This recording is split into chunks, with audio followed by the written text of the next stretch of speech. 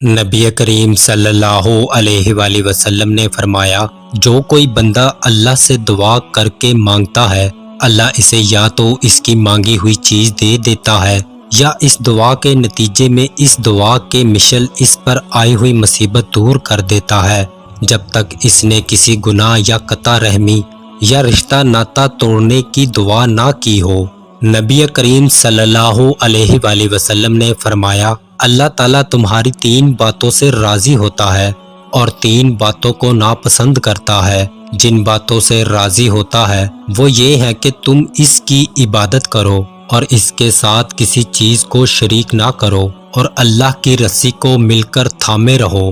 اور متفرق نہ ہو۔